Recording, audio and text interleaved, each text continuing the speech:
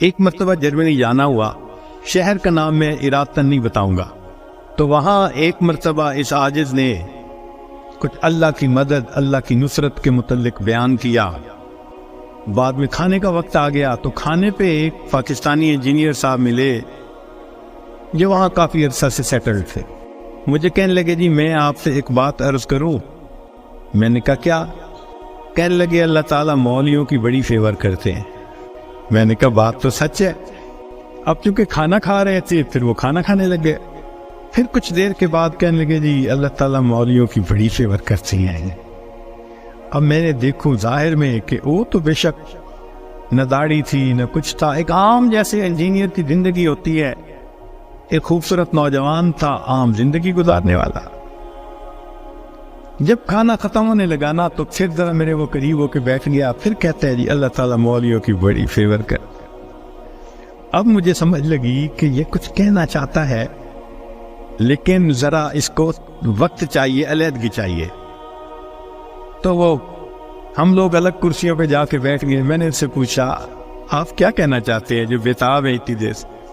کہتے ہیں جی اپنا واقعہ سنائے۔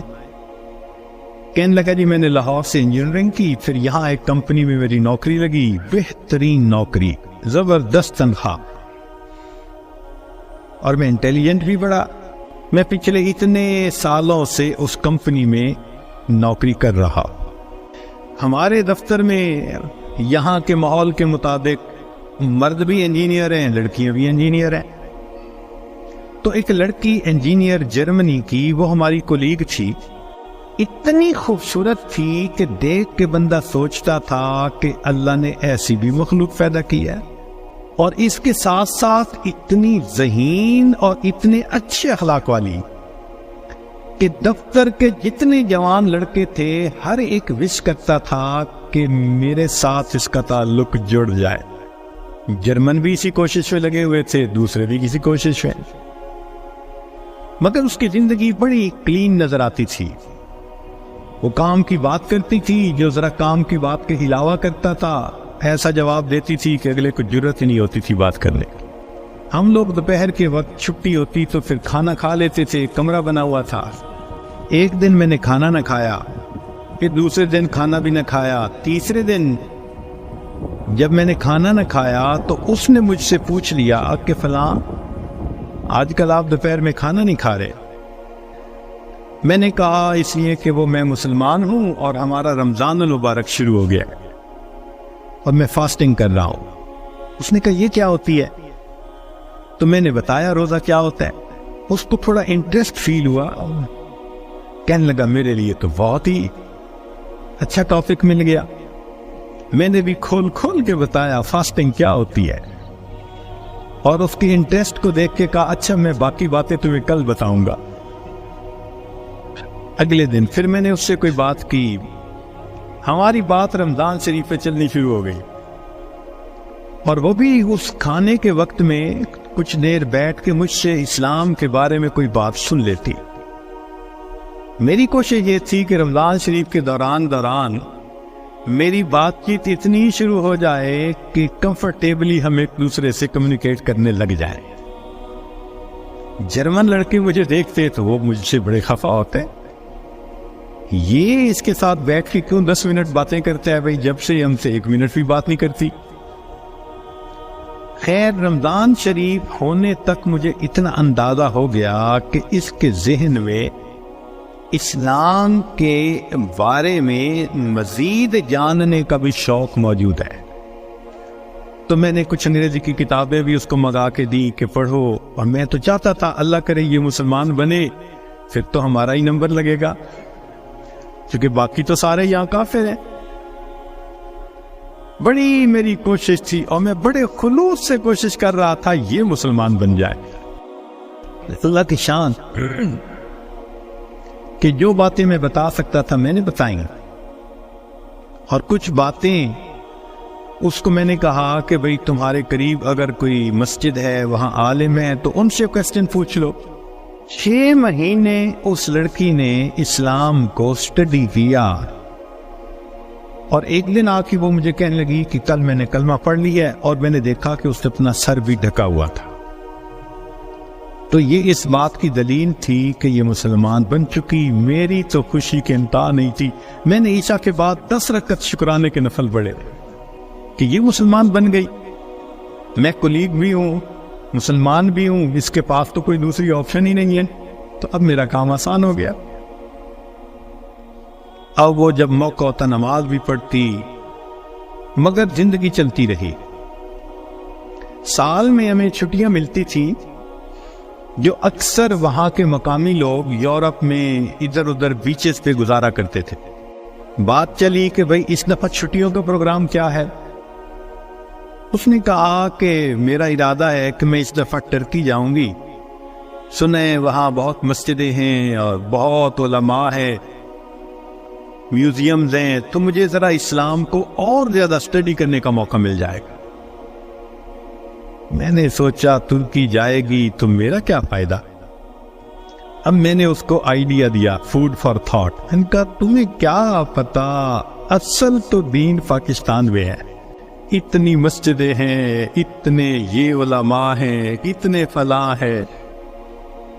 اب میں نے ایسی سہانی سٹوری اس کو سنائی کہ اس کو لگا کہ اگر مجھے دین سمجھنا ہے تو شاید وہاں انفارمیشن زیادہ مل سکیں گی.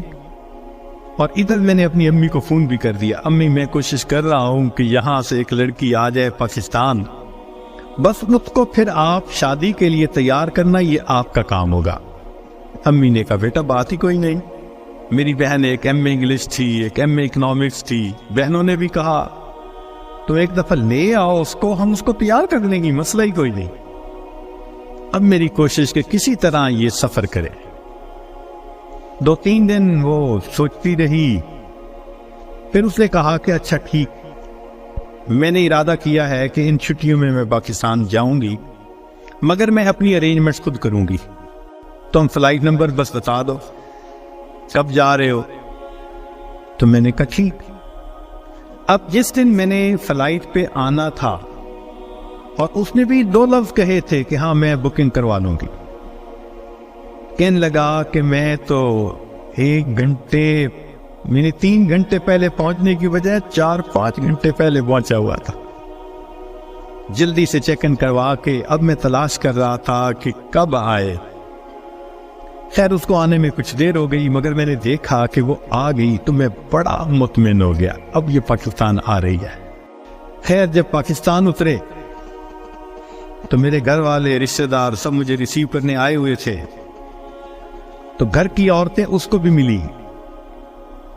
اس نے کہا کہ دیکھو میں نے ہوٹل کی بکنگ کروائی ہوئی ہے اور میں اس وقت تھکی ہوئی ہوں سفر کر کے, تو میں سیدھا ہوٹل میں جاؤں گی, اور کل جب میں کسی وقت فریش ہوں گی نا تو عورتوں کو کہا کہ تم ہوٹل آ جانا, میں تم سے ڈسکس کر لوں گی کہ مجھے کہاں انفارمیشن مل سکتی ہے. میری بہنیں اس کو دیکھ کے تو حیران ہو گئی, اور انہوں نے شادی کی ڈیٹ اور پلاننگ وہ بھی شروع کر دی. اگلے دن میری امی گئی اور اس کو کہا کہ بھائی آپ ہوٹل میں کیوں رہتی ہو, ہمارے گھر میں آؤ. اس نے کہا میں ذرا یہاں کمفرٹیبل ہوں. امی نے کہا چلو کھانا کھانے ہی آ جاؤ. اس نے کہا ٹھیک. تو وہ ایک وقت کھانے کے لیے گھر امی کے ساتھ آ گئی. ہمارا گھر ڈیفینس کے اندر اتنا بڑا بہترین محل نما گھر تھا, اور بزنس تھا ہمارا کار ڈیلر شپ تھی. اب جو کار ڈیلر ہو وہ تو کروڑوں پتی ہوتا ہے. چھوٹا بھائی میرا مجھ سے بھی زیادہ خوبصورت نوجوان. خیر میری بہنوں نے بڑی کوشش کی کہ بھائی کسی طرح وہ ہاں کر دے کہ میرے ساتھ اس کی شادی سے وہ راضی ہے, مگر وہ خاموش جاتی, وہ ہاں نہیں کرتی تھی. پریشانی ہونے لگ گئی, دن گزر رہے اور ہاں نہیں کر رہی ہے. تو کہنے لگے کہ ایک دن جو ہے امی نے کہا کہ بیٹا اگر تم سے وہ راضی نہیں تو تمہارا چھوٹا بھائی بھی تو ہے, ہم اس کی آپشن دے دیتے ہیں. میں نے کہا ٹھیک ہے کوئی بات نہیں. امی نے چھوٹے بھائی کی آپشن دے دی. وہ سن کے پھر چپ ہو گئی. حتیٰ کہ آدھے سے زیادہ دن گزر گئے.